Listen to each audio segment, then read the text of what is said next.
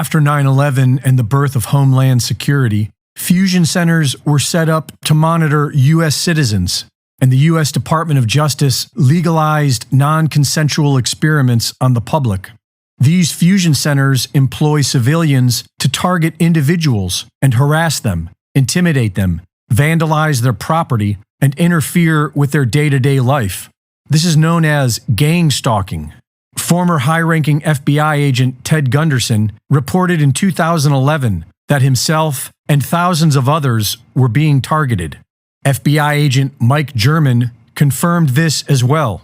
Several federal agents have reported that they were targeting individual Americans, including people who were simply pro-life, and that they were pressured to put more people on their targeting lists to legitimize more federal funding. These Homeland Security fusion centers are able to put any American citizen on the terrorist watch list without any reason or due process. In 2012, NSA whistleblower William Binney reported that the feds are conducting comprehensive surveillance on nearly every U.S. citizen and targeting whomever they please. In 2014, Glenn Greenwald exposed the methods used to target individuals, such as hacking into people's social media accounts, posing as that person, and contacting their friends and coworkers.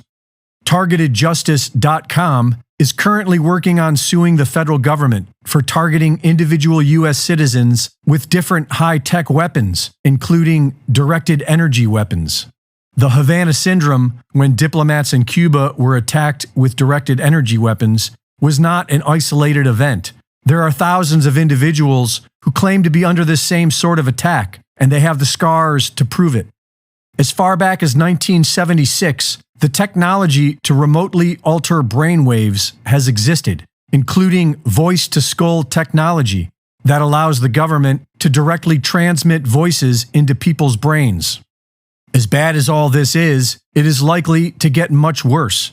In 2017, Dr. James Giordano gave a lecture on the latest government technologies to target individuals, such as neuroweapons to control brain function and modify memories. I'm looking to target key individuals who may then be influential to relative aspects of their representative groups. I can affect individuals' brain functions in a variety of different ways, both positively and negatively, by engaging or disengaging nodes and networks of the brain that therefore affect their cognitions, emotions, and ultimately their behaviors. Something my colleague Jamie Canton likes to play with an awful lot is the idea of specialized neural operations. And here, once again, we're talking about the use of either drugs and/or devices to modify the integrity of brain function that we realize can also modify individuals' perception of time and space. We talked earlier about how these may be used in interrogation scenarios, and this too may be used against key individuals to be able to modify their perception of time, their perception of what occurred and what did not, memory modification, etc. Nanoparticulates that can give an individual a stroke. So what we're able to do here is infiltrate the brain space with nanoparticulate matter that aggregates in situ, on site in the brain, and does one of two things: either penetrates from the vascular space, gets in through the bloodstream, gets in through the nose, through the mucosa, or infiltrates the vascular space and clogs it. What is the result? What's called a nanoparticulate stroke, or a hemorrhagic diathesis, fancy word, for it's a predisposition to individuals having brain bleeds. He explains how they can make people sick with an undetectable illness to make them go crazy. What I'm doing is I'm using a dispersion methodology to be able to infect sentinel cases with a highly morbid condition. These individuals complain. Again, this is a central nervous system condition. So they're complaining of whatever the bug may do. It'll produce some cascade of neurological and neuropsychiatric signs and symptoms. What I've now done is I've got every individual who is diagnostically hypochondriacal, and I've got every individual who's the worried well flooding the public health system, banging on the door. The CDC comes back and says, nonsense, that's not real. I come back and say, that's fake news. He says they can already control insects and use them to deliver bioweapons. I infiltrate that bug's nervous system and I control the way it moves. By controlling the way it moves, I control the way it goes. I control its wings pattern. I control where it hovers, where it flies, where it articulates.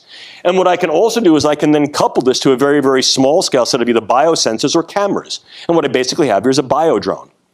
I can go one step further on. I can also impregnate that individual organism, with a very small-scale weaponizable delivery mode. In other words, if I'm using a very, very small-scale bioweapon, such as a very potent organotoxin, or the delivery of a very small level of microbes that we know can either replicate and infect, or is genetically modified to have a very, very high morbidity effect, I can then utilize this not only as a reconnaissance drone, but also as an infiltrative weaponizable drone that can then deliver some payload. Reporting for InfoWars, this is Greg Reese.